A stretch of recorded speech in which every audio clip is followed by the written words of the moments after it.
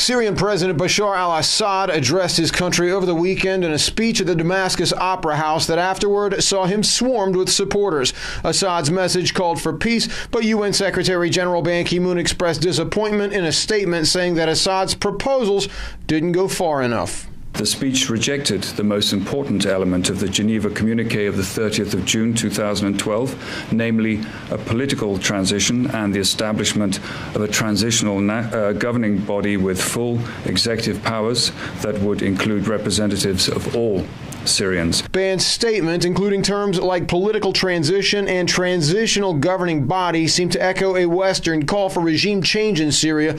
When asked for clarification, Nasrki was not prepared to go that far.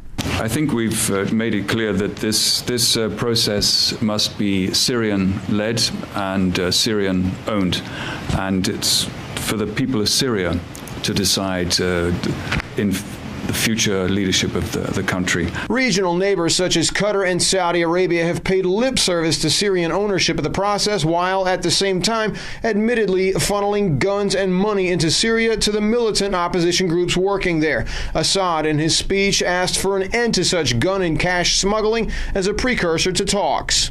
Now, Assad is far from alone in his request that the gun smuggling cease. He's joined by UN Special Envoy to Syria, Lakhdar Brahimi, and Ban Ki-moon, both of whom have said that further militarization of the process will likely be tragic, and there can be no military solution. Russia's stance on the whole affair is far less confusing than the UN's, calling for much less foreign intervention and a stop to further militarization of the fight. Russian Foreign Minister Sergei Lavrov met with Brahimi just before New Year's, and afterward Lavrov repeated his concern that many of the smuggled-in guns are going to terrorists.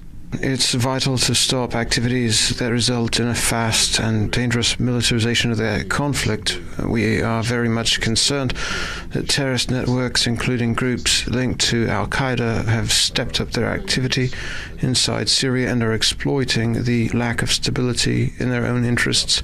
We are concerned, like Mr. Brahimi, that the situation on the ground is turning into a sectarian conflict. The United Nations has called for a further militarization of the conflict as well. Some experts say that when the UN issues statements that seem to call for the sitting Syrian president to step down, however, it adds fuel to a fire that continues to claim thousands of civilian lives. Hank Flynn, Press TV, New York.